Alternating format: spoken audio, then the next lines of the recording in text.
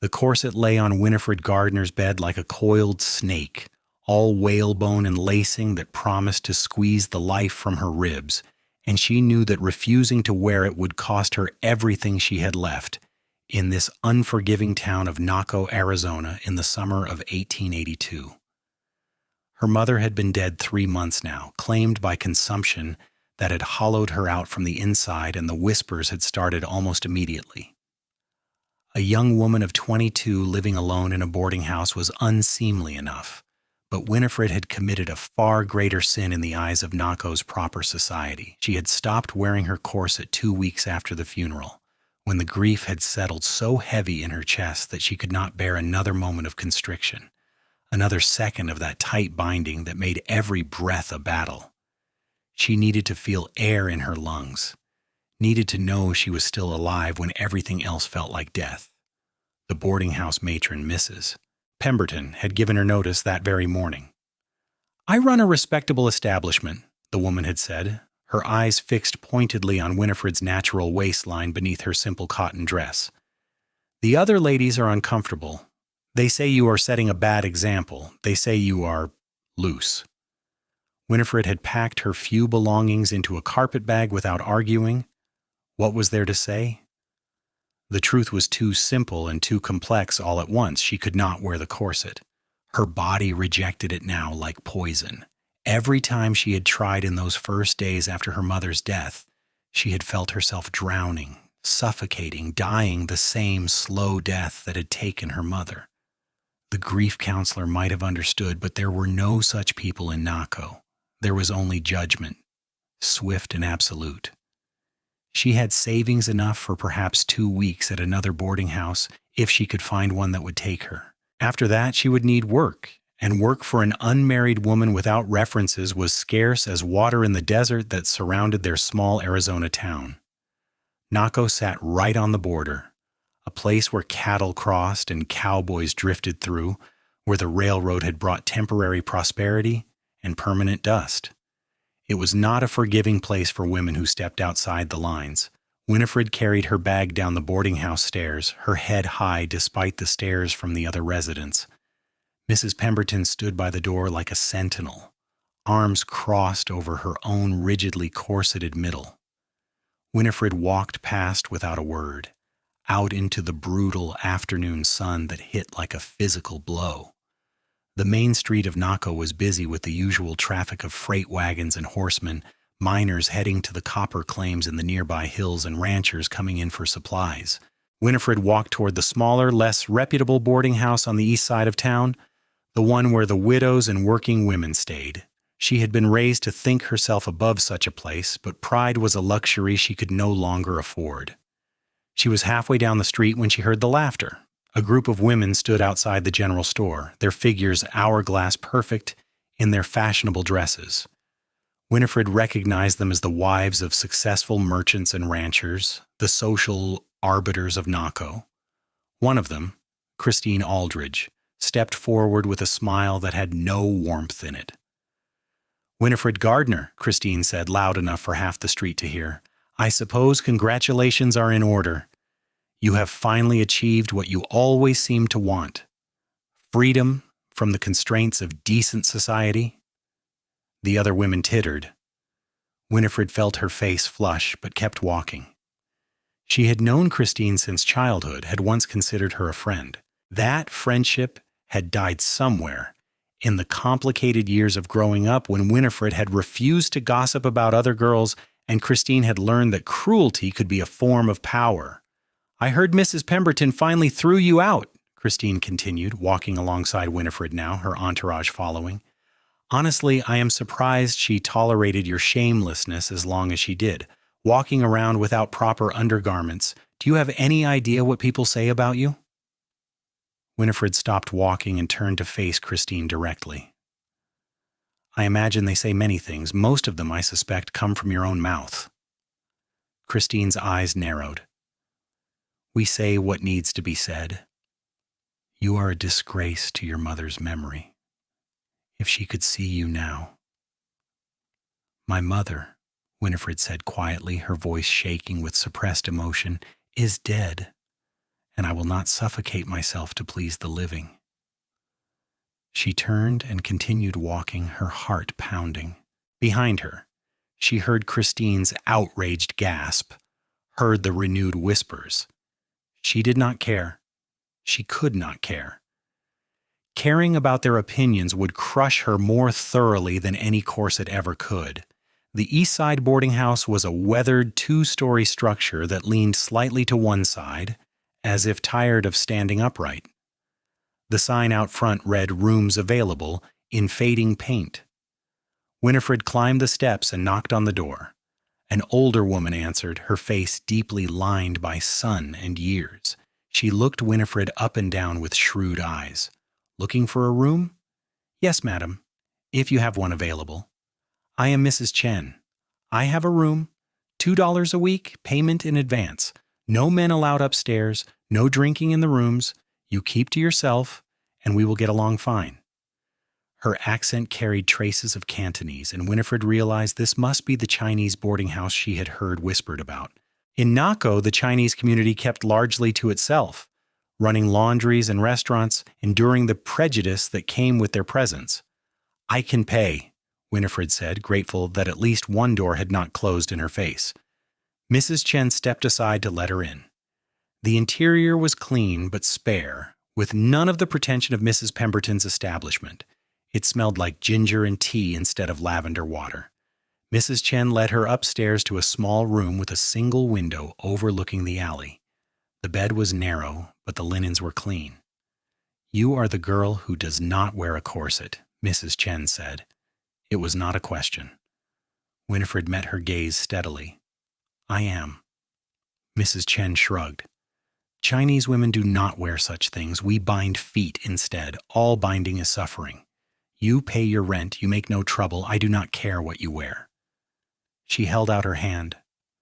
Winifred counted out $4 from her small purse, 2 weeks' rent to show her good faith. Mrs. Chen pocketed the money and handed her a key.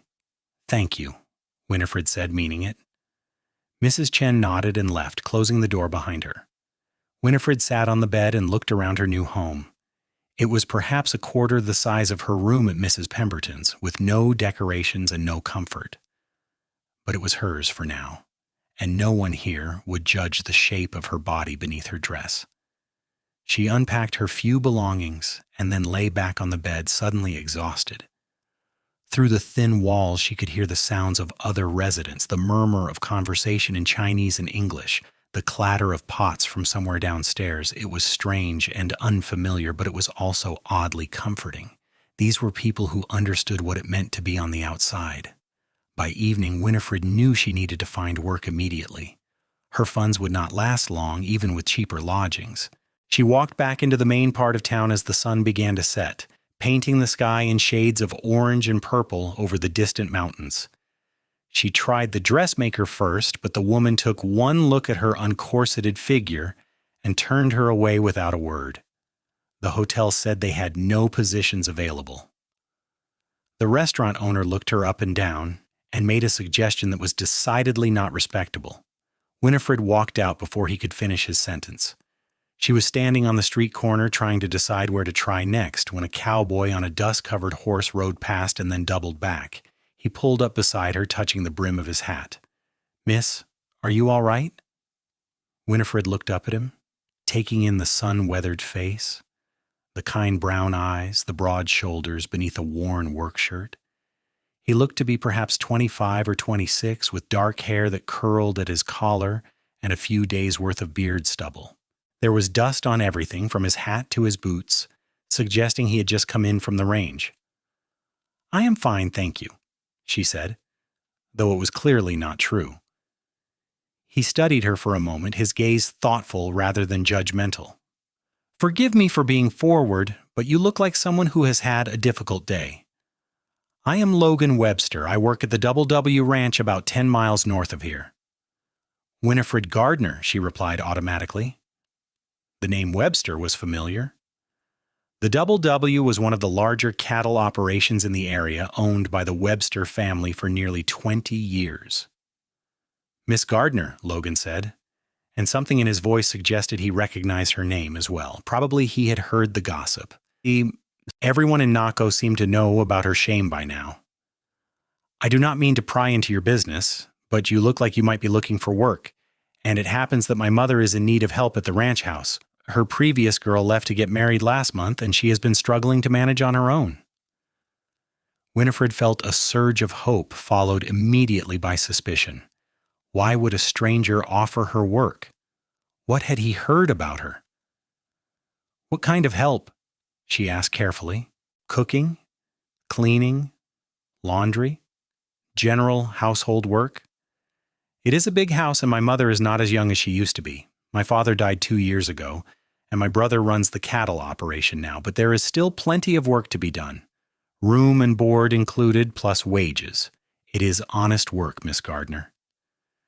There was something straightforward in his manner that made Winifred want to trust him, but she had learned to be cautious. I appreciate the offer, Mr. Webster, but I must ask.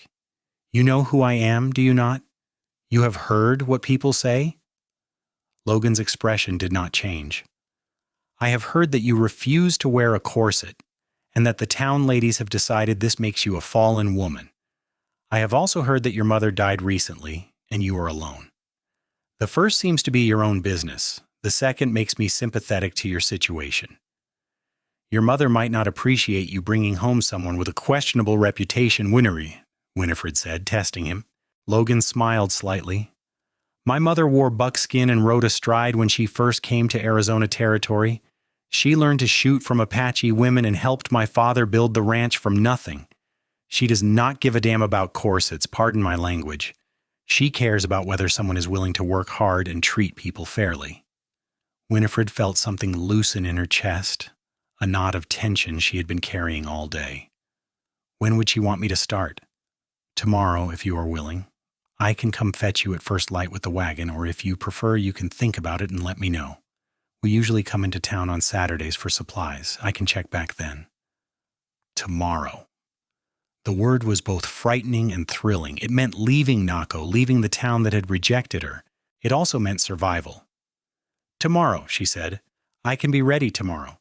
I am staying at Mrs. Chen's boarding house on East Street. Logan nodded. I know the place. I will be there at sunrise. Bring what you need for an extended stay. The ranch is not close to town, so you would not be coming back often. Thank you, Mr. Webster. I will not disappoint you or your mother. He touched his hat again. I do not think you will, Miss Gardner. I will see you in the morning. He rode off down the street, and Winifred watched him go, feeling as if she had just been thrown a lifeline. She did not know Logan Webster beyond these few minutes of conversation, did not know what awaited her at the ranch, but it was a chance, and chances were something she desperately needed. She returned to Mrs. Chen's boarding house and told her landlady she would be leaving in the morning. Mrs. Chen refunded her 1 week's rent without comment, and Winifred went to bed in her narrow room feeling more hopeful than she had in weeks. She woke before dawn and dressed in her simplest, most practical clothes. Her carpet bag held everything she owned in the world now. 2 dresses, a nightgown, some undergarments, a hairbrush, the small Bible that had been her mother's, and a photograph of her parents on their wedding day. It was not much to show for 22 years of life, but it was enough. Logan arrived precisely at sunrise, driving a sturdy wagon pulled by 2 bay horses. He helped her up onto the seat and stored her bag in the back. As they rolled out of Naco, Winifred looked back at the town that had been her whole world. She felt no nostalgia, only relief to be leaving. The ride north took them through open desert country, with saguaro cacti standing like sentinels and mountains rising in the distance. The morning air was already warm, promising another scorching day. Logan did not push conversation, seeming content to let the silence stretch between them. Winifred appreciated this. She was tired of defending herself, of explaining, of arguing. After an hour, Logan said, "Can I ask you something, Miss Gardner?" "I suppose you have earned that right by offering me employment," she replied. "Is it true that you cannot wear a corset, or is it that you will not?" Winifred considered how to answer. "Both, I suppose. I wore one for years, as all women do, but after my mother died, I found I could not bear it anymore. The constriction felt like suffocation. I would panic, unable to breathe. My mother died slowly, drowning in her own lungs. I cannot explain it properly, but the corset felt like dying that same way, so I stopped wearing it. And once I stopped, I realized how much of my life I had spent unable to take a full breath. Logan was quiet for a moment. Then he said, "My brother's wife wears one. I have seen her try to lace it tight enough to achieve the fashionable shape. She faints sometimes from lack of air. It has always seemed a brutal thing to me, but I am a man. What do I know of women's fashion?" "It is brutal," Winifred said, "but women who refuse it are considered worse than brutal. We are considered indecent." "That seems backwards," Logan said. "Seems to me a woman should breathe however she needs to breathe." The words struck Winifred with unexpected force, bringing sudden tears to her eyes. In all the judgment and gossip, no one had said anything so simple and so kind. "Thank you," she said quietly, "for understanding." "I do not claim to understand," Logan replied, "but I do not need to understand to respect your choice." They rode on in comfortable silence after that, and Winifred felt herself beginning to relax. Perhaps this would work out. Perhaps she had found a place where she could simply exist without constantly defending her right to do so. The Double W Ranch appeared as they crested a rise, spread out in a valley between rust-colored hills. The main house was adobe and wood, sprawling and practical, rather than pretty. There were several barns and outbuildings, corrals full of horses, and in the distance she could see cattle grazing on the sparse grass. It was an impressive operation, clearly the result of years of hard work. Logan drove the wagon up to the main house and helped Winifred down. Before they reached the door, it opened, and a woman emerged who could only be his mother. She was tall and lean, with gray hair pulled back in a simple bun and skin tanned dark by years in the sun. She wore a practical split skirt and boots, and her eyes were sharp and assessing. "So you found someone," she said to Logan. "This is Miss Winifred Gardner. Miss Gardner, my mother, Ruth Webster." Ruth looked Winifred over thoroughly. "You are the girl the town is gossiping about, the one who will not wear a corset." Winifred lifted her chin. "Yes, madam. If that is a problem—" "Problem?" Ruth interrupted. "The only problem I have is that I have been trying to manage this house alone for 6 weeks and my back is killing me. Can you cook?" "Yes, madam." "Can you clean?" "Yes, madam." "Can you work hard without complaining?" "I can," Ruth nodded. "Then I do not care what you wear under your dress. Half the ranchers' wives in this territory started out as mail-order brides or saloon girls or worse. The ones who sneer at you in town are just one generation removed from poverty and scandal themselves. They have short memories. I do not. Come inside, and I will show you around." Logan caught Winifred's eye and gave her an encouraging smile before heading off toward the barns. Ruth led her into the house, which was cooler inside thanks to thick adobe walls. The interior was spacious and comfortable, with furniture that showed years of use and care. It was a working ranch house, not a showpiece, and Winifred immediately felt more at home than she had in Mrs. Pemberton's fussy boarding house. Ruth showed her the kitchen, the laundry room, the various bedrooms and common areas. "You will have a room off the kitchen," she said. "It is not large, but it is private. Meals are breakfast at dawn, dinner at noon when the men come in from the range, and supper at dusk. There are currently 5 ranch hands plus my son Matthias and Logan. That is 7 men to feed 3 times a day, plus you and me." "That is a lot of cooking," Winifred observed. "It is, but the men are not particular as long as there is plenty of it, and it is hot. I will help when I can, but my hands are not what they used to be." Ruth held up her gnarled fingers, clearly showing the effects of arthritis. "I can still manage the household accounts and oversee things, but the heavy work is beyond me now." "I understand. I will do my best." Ruth studied her for a long moment. "Logan said your mother died recently. I'm sorry for your loss. Losing a mother is hard at any age, but especially when you are young and alone." The sympathy was unexpected and genuine, and Winifred had to blink back tears. "Thank you. She was a good woman. She suffered terribly at the end. Death from consumption usually is suffering, Ruth said quietly. I've seen it before. It is a mercy that her pain is over, but that does not make the loss easier for you. She paused. If you need time to grieve, you need only say so. Work can wait. Grief cannot. Winifred felt something break open inside her, some carefully maintained wall that had been holding everything back. Everyone in town acted as if I should simply move on, she said, her voice shaking. As if 3 months was sufficient time to stop mourning. And when I could not wear the corset anymore, when I needed to breathe, they acted as if I was being willfully scandalous rather than desperately sad. People fear grief, Ruth said. It reminds them of their own mortality. It is easier to judge than to sympathize. But here, you do not need to pretend. You do not need to perform being over your loss.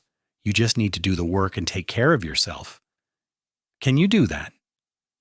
Yes, Winifred said, wiping her eyes. Yes, I can. Good. Then let me show you your room and you can settle in. We will have dinner in a few hours and you can meet the rest of the household then. Winifred's room was indeed small, but it had a real bed with a good mattress, a dresser, a washstand, and a window that looked out over the desert hills. It was more than adequate. She unpacked her few belongings and sat on the bed for a moment, trying to absorb the dramatic change her life had taken in less than 24 hours. When the dinner bell rang at noon, she emerged to help Ruth serve the meal. The dining table was long and rough-hewn, built to accommodate many people. The ranch hands filed in, dusty and tired, and took their seats. Logan came in with another man who had to be his brother, Matthias. The resemblance was clear, though Matthias was broader and a few years older, with a more serious demeanor. Everyone, this is Miss Gardner, Ruth announced. She will be helping me with the household from now on. You will treat her with respect or answer to me, understood? There was a chorus of yes, madam from the men. They were a rough-looking bunch, ranging in age from barely 20 to well into their 50s, but they nodded politely at Winifred and then turned their attention to the food Ruth had prepared. The meal was beef stew with biscuits, simple and filling. Winifred helped Ruth serve and then sat at the end of the table with her own plate. The men ate with the single-minded focus of people who had been working hard since dawn and would continue working until dusk. There was little conversation, but the atmosphere was comfortable rather than tense. After the meal, the men returned to their work and Winifred helped Ruth clean up. The older woman showed her where everything was kept, how the kitchen was organized, what supplies they had. It was clear that Ruth had been managing this household for decades and had developed efficient systems. Tomorrow you can take over the cooking, Ruth said. I will help the first few times so you learn how much to make and what the men prefer. After that, the kitchen will be your domain. I will handle the shopping lists and accounts. That sounds reasonable, Winifred agreed. They worked together through the afternoon, and Winifred found herself appreciating Ruth's straightforward manner. There was no pretense, no hidden meanings. Ruth said what she meant, and expected the same in return. It was refreshing after the subtle cruelties of Naco society. At supper, Logan sat across from Winifred at the long table. He caught her eye and smiled. How was your first day? Busy, she replied, but good. Your mother is an excellent teacher. She has to be. This ranch does not run itself. He paused. I am glad you decided to come. I think you will fit in here.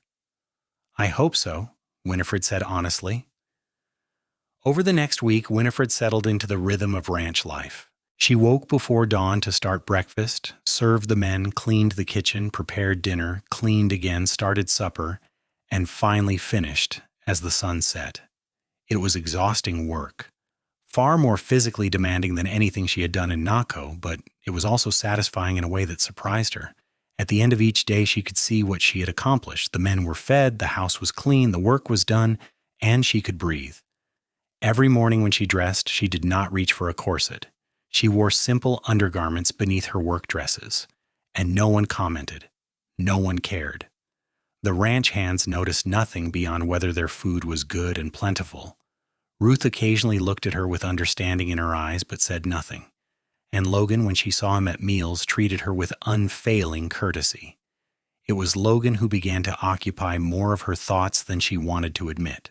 She found herself watching for him at mealtimes, listening for his voice when the men talked in the evenings. He was different from his brother Matthias, who was all business and efficiency.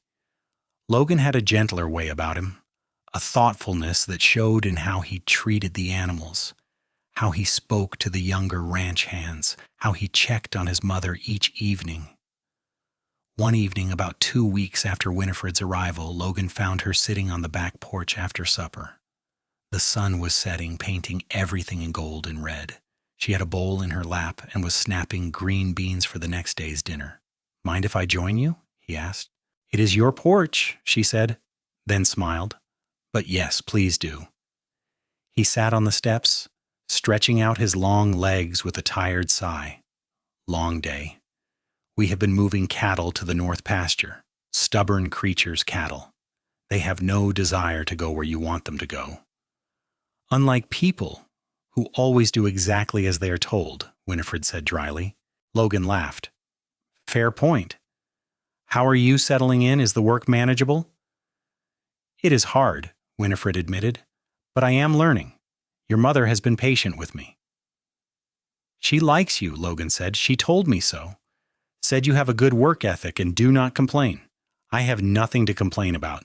Your family has given me a chance when no one else would." Logan turned to look at her directly.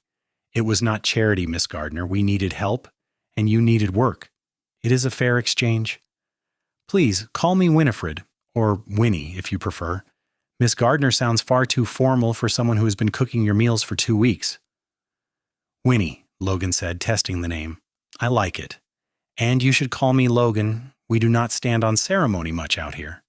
They sat in comfortable silence for a while, Winifred snapping beans and Logan watching the sunset. Finally he said, "Can I ask you something?" "Of course." "Do you miss Naco, the town, I mean, your friends there?" Winifred considered this. "I do not miss the town, and I do not think I had as many friends there as I believed. It is strange how quickly people turn away when you stop conforming to their expectations. The women I thought I knew, who I thought cared about me, they were the quickest to judge." "That must have hurt." "It did. It still does, if I am honest. But it also taught me something important. That approval I was seeking, that acceptance, it was conditional. And any acceptance that comes with conditions is not really acceptance at all." Logan nodded slowly. "My mother used to say that you find out who your real friends are when times get hard. I suppose you found out." "I did, and apparently I had very few real friends." "Well," Logan said, standing up and brushing dust from his pants, "I hope you will count me as one. A real one. I mean, no conditions," he said it simply, without any hint of flirtation or ulterior motive, and that somehow made it more meaningful. Winifred looked up at him silhouetted against the dying light and felt something shift in her chest. "I would like that very much." Logan smiled. "Good night, Winnie. Thank you for another fine meal." "Good night, Logan."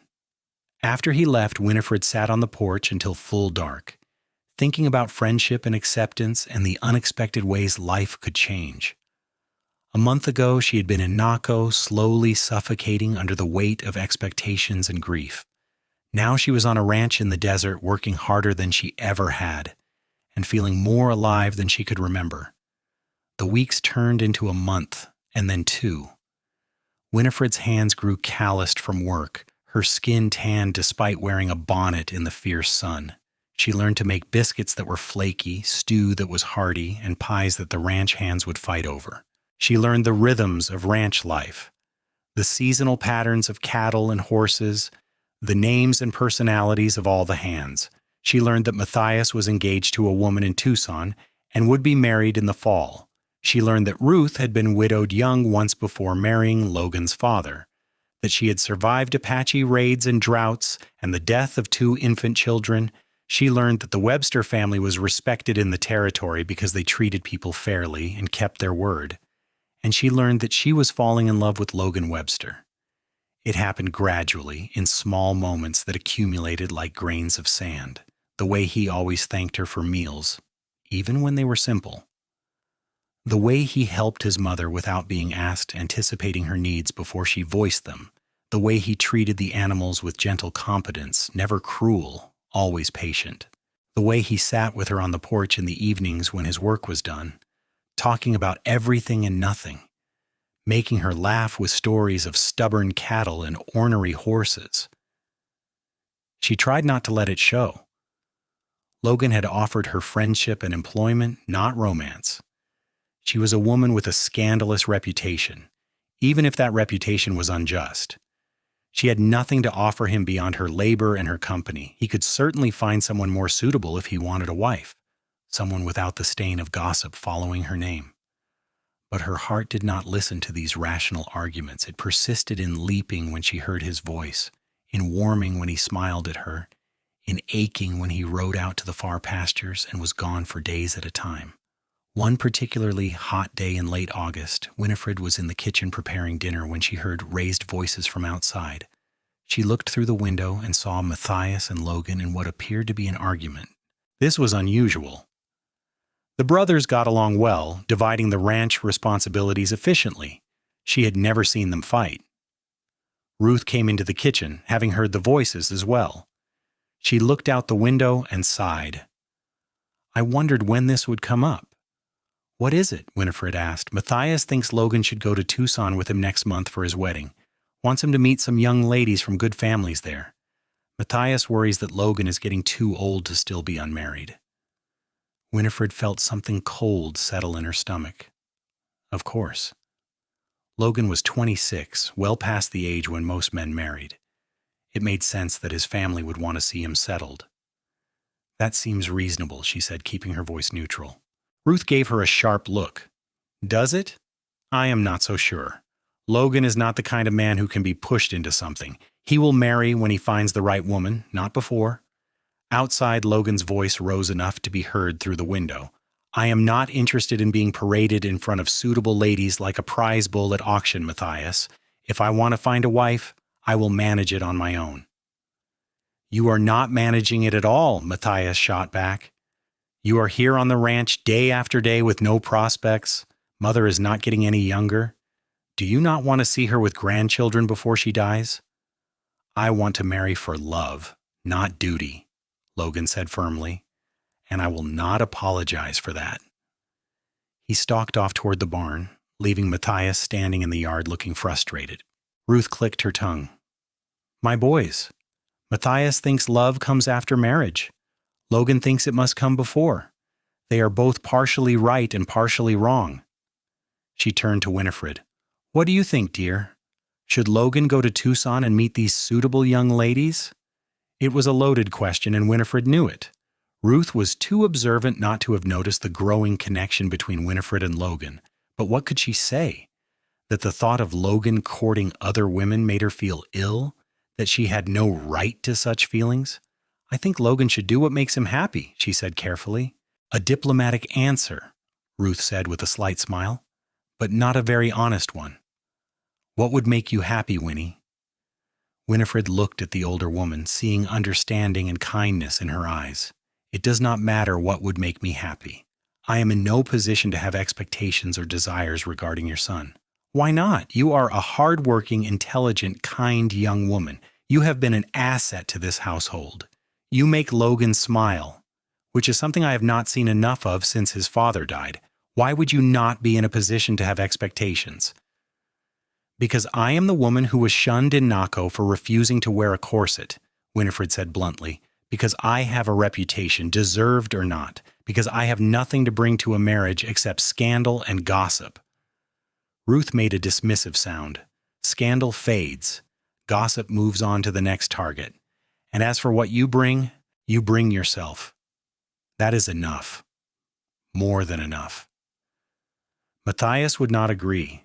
He wants Logan to meet women from good families. Matthias is concerned with social standing and making advantageous connections. Logan is concerned with finding someone he can actually talk to and respect. My sons are very different men. Ruth paused.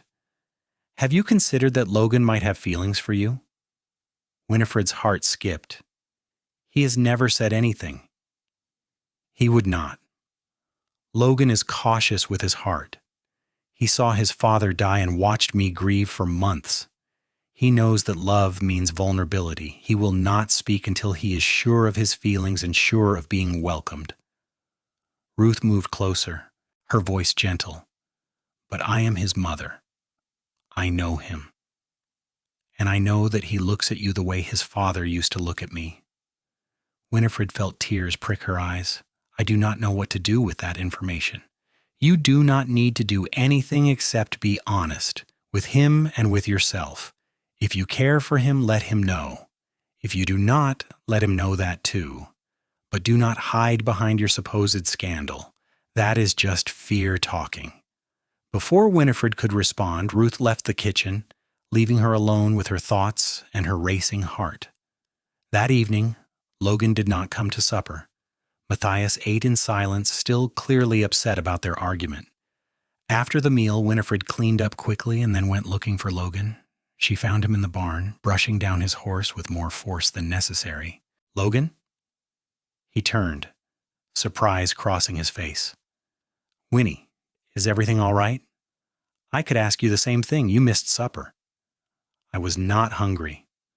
"That is not true. You are always hungry after working all day." She moved closer, watching him in the dim light filtering through the barn's open door. "I heard you and Matthias arguing." Logan's jaw tightened. "He means well. He just does not understand that I have my own way of doing things. He wants you to go to Tucson, to meet young ladies. He wants me to marry someone suitable and produce heirs for the ranch, as if I am a piece of livestock being bred. Is that so wrong, wanting you to be happy and settled?" Logan put down the brush and turned to face her fully. "That depends on what you mean by settled. Matthias thinks being married to any respectable woman would make me happy, but I do not want any respectable woman. I want—" He stopped abruptly. Winifred's heart was pounding. "What do you want?" Logan looked at her for a long moment, something raw and honest in his eyes. "I want something real. Not a social arrangement or an advantageous match. I want to marry someone I actually care about. Someone who makes me want to come in from the range at the end of the day. Someone I can talk to and trust and—" He broke off again, running a hand through his hair in frustration. "And what?" Winifred asked softly. "And breathe with," he said finally. "I want to be with someone where I do not have to pretend or perform, where I can just be myself, unconstrained." The words echoed what Winifred herself had been feeling. "Like not wearing a corset," she said. Logan's expression softened. "Yes, exactly like that. We all have our own versions of corsets, I think. The things society expects us to squeeze ourselves into, even when they hurt." Winifred took a step closer to him. "Your mother thinks you have feelings for me." Logan went very still. "My mother has always been too perceptive for her own good." "Is she right?" "What if she is? What would you say to that?" It was the opening she needed, the question that gave her permission to be honest. Winifred took a breath and said the truth that had been growing in her heart for weeks. "I would say that I have feelings for you too. That I think about you constantly, that when you are gone, I miss you, that you make me feel seen and understood in a way no one else ever has." Logan closed the distance between them in 2 strides, his hands coming up to cup her face. "Winnie, are you sure? Because if we do this, if we acknowledge what is between us, there will be no going back. I will court you properly and I will marry you if you will have me, but I need to know that you truly want this. Not just because you are grateful for employment or shelter, but because you care for me." "I care for you," Winifred said firmly. "I more than care for you. I love you, Logan Webster. I have tried not to. I have told myself all the reasons it was impossible, but my heart does not listen to reason." He kissed her then, and it was nothing like Winifred had imagined kisses would be. It was not polite or careful. It was fierce and honest, full of all the feelings they had been holding back. His hands were gentle on her face, but his lips were hungry, and she matched him kiss for kiss, pouring all her love and longing into the embrace. When they finally broke apart, both breathing hard, Logan rested his forehead against hers. "I love you," he said. "I think I started loving you the day I saw you standing on that street corner looking lost and defiant all at once. I wanted to protect you, and I wanted to know you, and I wanted to deserve you." "You do deserve me," Winifred said. "And I you. We deserve each other." Logan smiled, that rare, full smile that transformed his face. "Then I am asking, properly, the way it should be done, Winifred Gardner, will you marry me? Will you be my wife, not because society says it is time I married, but because I cannot imagine my life without you in it?" "Yes," Winifred said without hesitation. "Yes, I will marry you. I will be your wife and your partner and your love for as long as I live." They kissed again, slower this time, sealing the promise. Outside, the sun set over the desert hills, and inside the barn 2 people found what they had both been looking for without knowing they were searching. When they returned to the house, hand in hand, Ruth took one look at them and smiled. "Finally," she said, "I was beginning to think I would have to lock you in a room together." Matthias was less enthusiastic. "Logan, are you certain about this? Winnie is a good woman, but her reputation is none of your concern," Logan said firmly. "I love her and I am going to marry her. You can accept that and be happy for us, or you can keep your opinions to yourself, but you will not speak against her." Matthias looked between them, saw the determined set of his brother's jaw and the way Logan held Winifred's hand. Finally, he sighed. "If this is truly what you want, then I will support you. But people will talk." "People always talk," Ruth said. "Let them. The Websters have never cared much for gossip. We will not start now." The engagement was announced quietly without fanfare. They sent word to Naco, where it caused the expected stir of shocked gossip. Christine Aldridge reportedly said that Winifred had clearly trapped Logan with improper behavior, which was rich coming from a woman who had nothing better to do than spread rumors. But at the ranch, the news was met with genuine happiness. The ranch hands congratulated them awkwardly but sincerely. Ruth began planning a simple ceremony to be held at the ranch in October, when the worst heat had passed. Logan courted Winifred properly over the next weeks, despite them living in the same house. He brought her wildflowers from the desert. He took her riding at sunset, showing her the far corners of the ranch. He sat with her on the porch every evening, talking about their future together, about the life they would build. He treated her with respect and affection in equal measure, never presuming on their engagement, always making sure she knew she was valued. In September, Logan took Winifred to Tucson to purchase fabric for a wedding dress. She had protested that her best dress would be fine, but he insisted he wanted her to have something new. They spent 2 days in the city, staying in a respectable hotel with separate rooms and shopping in stores far grander than anything Naco had to offer. In a dressmaker's shop, the proprietor took Winifred's measurements and then said, "And what style of corset does the lady prefer for the foundation of the dress?" Winifred froze. She had not thought about this. A wedding dress required proper undergarments. That was the expectation, the rule. She opened her mouth to explain that she did not wear corsets, bracing for the familiar judgment. But Logan spoke first. "The lady does not wear a corset. Please design the dress to be comfortable without one." The dressmaker blinked. "Sir, I do not think you understand. A fashionable silhouette requires—" "I understand perfectly," Logan said calmly. "My fiancé will be comfortable on our wedding day. Fashion is secondary. Can you make a dress that does not require a corset, or should we find someone who can?" The dressmaker looked flustered but nodded. "I can make such a dress. It will not have the dramatic shape that is currently in style, but it can still be attractive." "Attractive is sufficient," Logan said. He took Winifred's hand. "As long as she can breathe however she needs to breathe." Winifred felt tears prick her eyes at the echo of his words from that first day. The dressmaker went to work sketching designs, and Logan led Winifred to a chair in the corner of the shop. "Thank you," she whispered. I should have said something myself, but I was afraid. You do not need to be afraid anymore, Logan said. I will stand with you always, in dressmaker shops and everywhere else.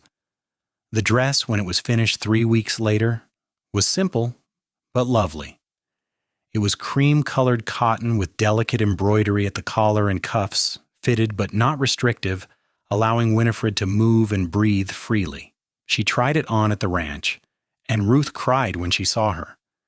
You look beautiful, the older woman said. Not because of fashion or convention, but because you look like yourself. That is the best way to look on your wedding day. The wedding was held on a clear October afternoon when the desert air had finally cooled to something bearable. A minister rode out from Naco to perform the ceremony. Matthias stood as Logan's witness, and Ruth stood as Winifred's. The ranch hands scrubbed up and put on their best clothes, sitting on benches that had been set up in the yard. Winifred walked out of the house in her new dress with no veil, no train, no elaborate accessories, just herself, moving freely, breathing deeply.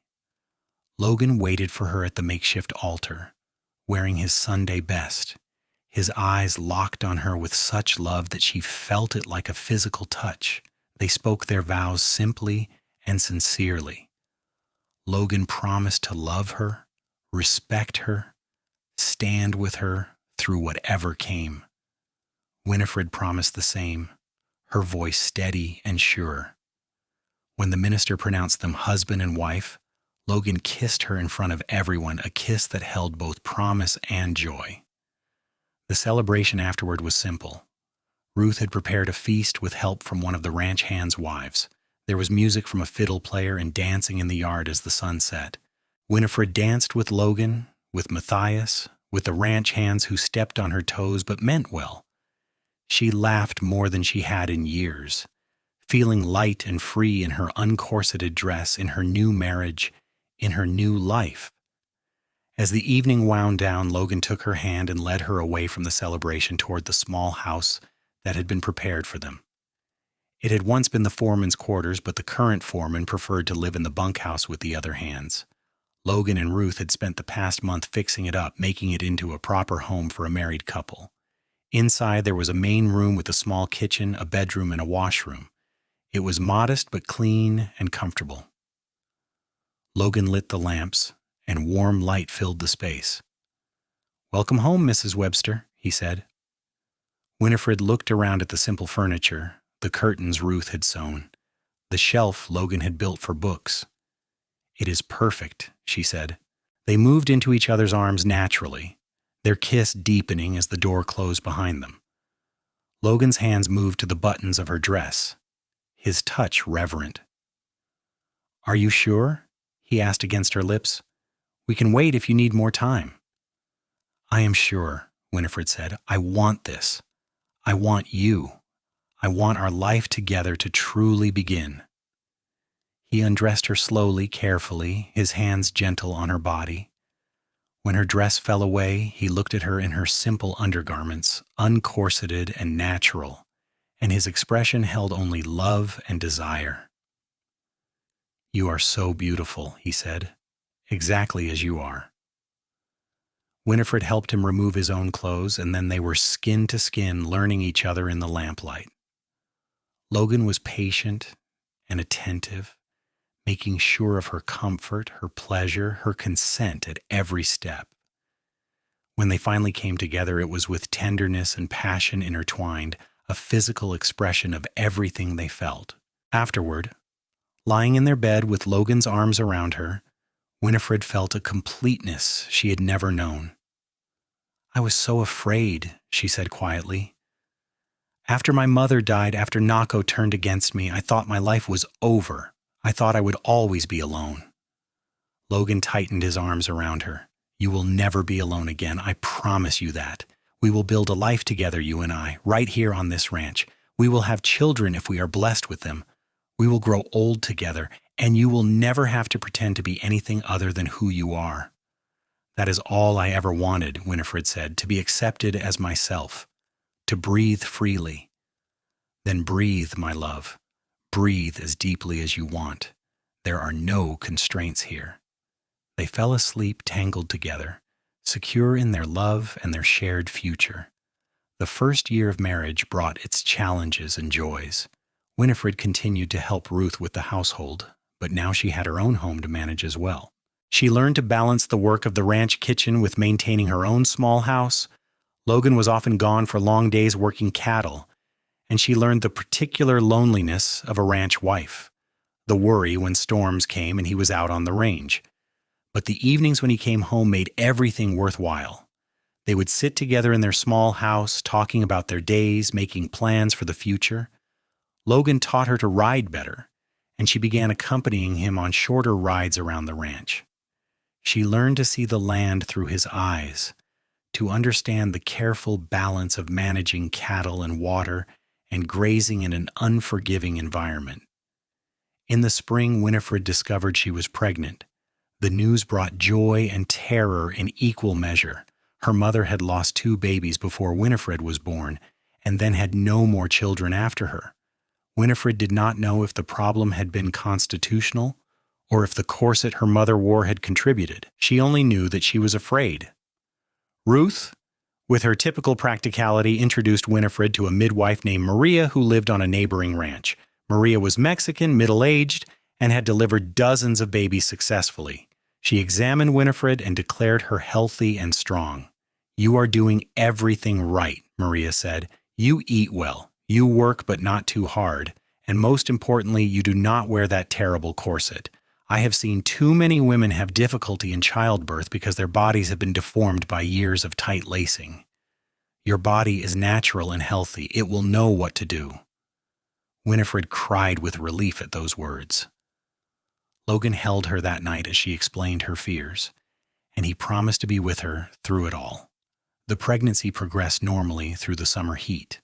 Winifred continued her work as long as she was able, though Ruth and Logan both insisted she rest more often. In early autumn, just before the year anniversary of their wedding, Winifred went into labor. It was long and difficult, as most first labors are. Logan stayed by her side the entire time, despite Maria and Ruth both saying it was unusual for husbands to be present. He held her hand, wiped her face, encouraged her through the waves of pain. And when their son finally arrived, red-faced and squalling, Logan cut the cord with shaking hands and placed the baby on Winifred's chest. "A boy," Maria announced. "A big, healthy boy." Winifred looked down at her son, this tiny person who had just emerged into the world, and felt overwhelmed with love. Logan kissed her forehead, tears streaming down his face. "You did it. You were so strong. I am in awe of you." They named him Thomas, after Logan's father. Thomas Webster came into the world in October 1883 in a small ranch house in the Arizona desert, born to parents who loved each other fiercely and without reservation. The years that followed brought more children. A daughter, Catherine, was born in 1885. Another son, James, arrived in 1887. Each birth was a little easier, Winifred's body knowing now what to do. Logan was present for all of them, holding her hand, supporting her, and then falling in love with each new child in turn. The ranch prospered under Matthias's management, and Logan became his invaluable second in command. They expanded their cattle operation, bought more land, weathered droughts and market downturns together. Ruth lived long enough to see all 3 grandchildren born, and then died peacefully in her sleep in the spring of 1888. The whole family mourned her, but they took comfort in knowing she had lived to see the family she had built flourish. Matthias married his Tucson sweetheart and brought her to the ranch.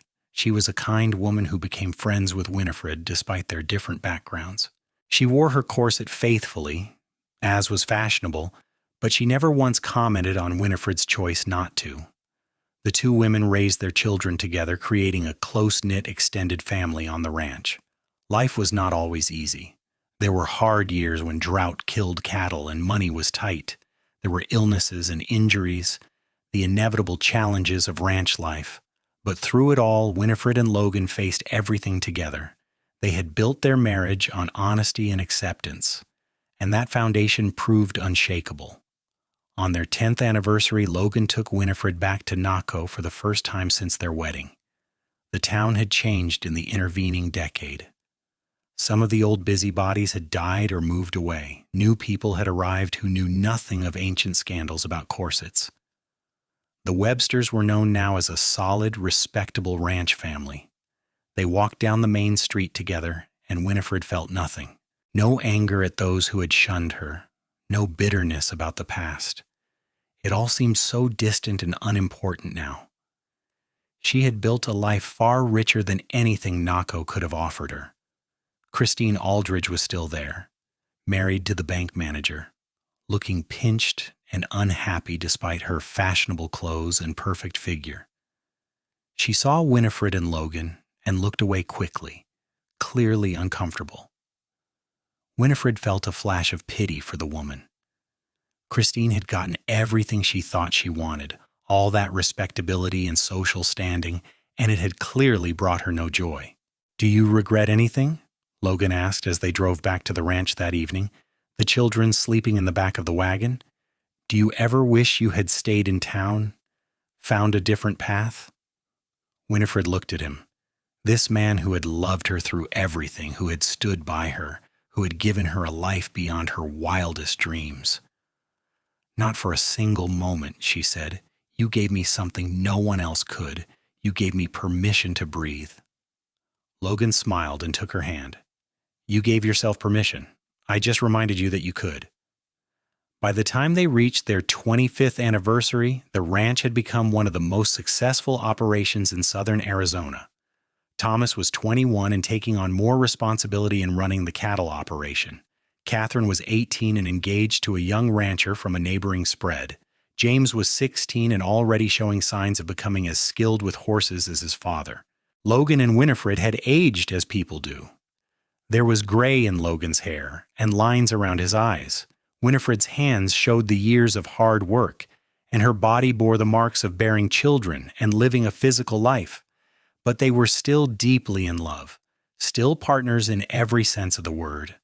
On the evening of their anniversary, they sat on the porch of their house, watching the sunset paint the desert gold. It was the same view they had seen thousands of times, but it never grew old. "Do you remember that first evening I sat with you while you snapped beans?" Logan asked. "Of course. I remember every moment of those early days. I was so afraid and so hopeful all at once. I knew that night I was going to marry you. I did not know if you would have me, but I knew I had to try." Winifred leaned her head on his shoulder. "Best decision you ever made." "Best decision we both made," Logan corrected. "You took a chance on a cowboy in a dusty ranch. You could have said no. I could never have said no. You saw me, Logan, the real me, and you did not flinch away. That is worth everything." They sat in comfortable silence as the stars began to emerge, the same stars that had shone on them on their wedding night a quarter-century ago. Inside the house, they could hear the sounds of family, the voices and laughter of children and grandchildren. Catherine and her husband had brought their baby daughter for dinner, and the house was full of life and love. "We built something good here," Logan said finally, "something that will last beyond us." "We did," Winifred agreed. "We took a difficult beginning and turned it into a beautiful life."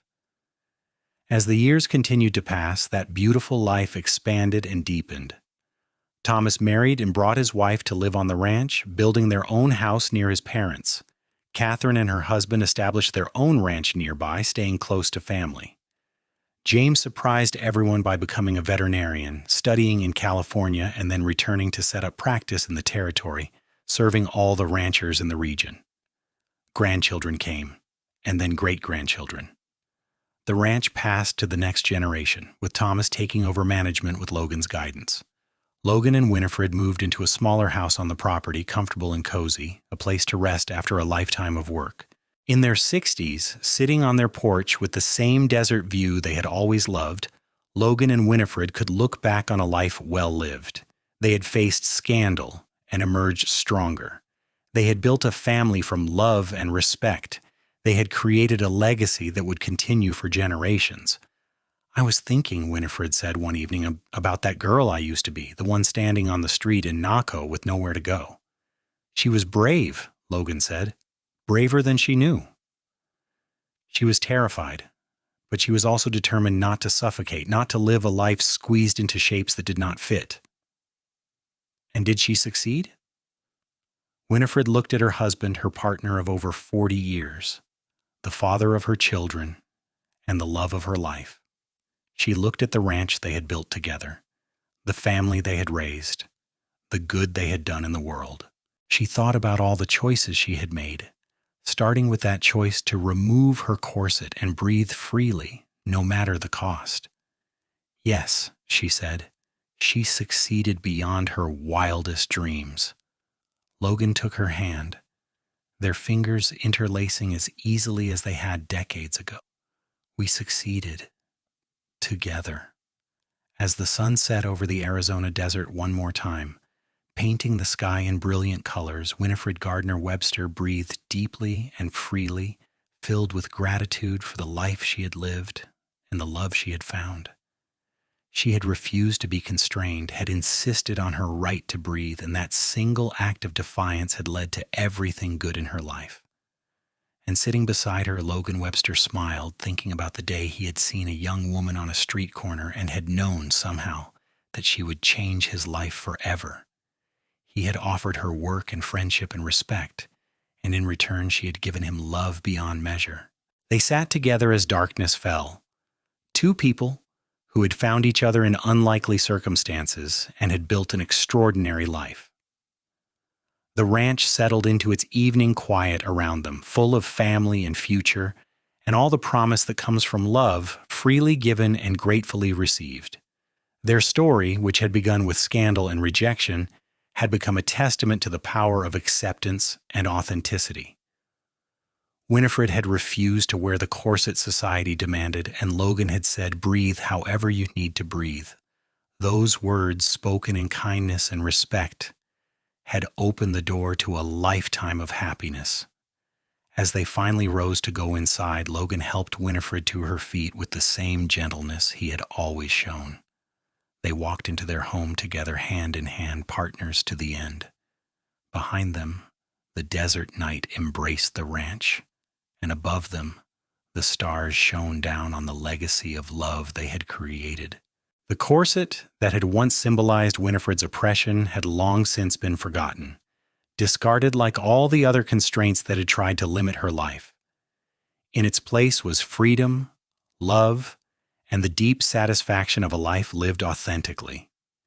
She had breathed however she needed to breathe, and in doing so she had found not just survival but joy, not just acceptance but love, not just a place to exist but a home to thrive. And in the small house on the Webster Ranch, as Logan and Winifred prepared for bed after another day of their beautiful life together, they knew that they had beaten the odds. They had taken pain and turned it into purpose, scandal into strength, rejection into a love story that would be remembered by their descendants for generations to come. It was, in every way that mattered, a happily ever after earned through courage, sustained by love, and made possible by one cowboy's simple but profound understanding that every person deserves to breathe freely, unconstrained by the expectations of others. Logan Webster had offered that gift to Winifred Gardner on a dusty Arizona street in 1882, and she had accepted it, building a life that honored both the gift and the giver. Their love story became legend in the family, told and retold to children and grandchildren as an example of what real love looks like, how it accepts and supports and never tries to change the fundamental nature of the beloved. The Webster Ranch remained in the family for generations, each successive inheritor learning the story of how it all began with a woman who refused to wear a corset and a man who said she should breathe however she needed to breathe. And somewhere in the Arizona desert, under the vast and star-filled sky, that love story lived on, a testament to the transformative power of acceptance, the courage required to live authentically, and the extraordinary things that become possible when two people choose each other despite what society says, when they build their lives on respect and honesty and the simple revolutionary act of letting each other breathe free.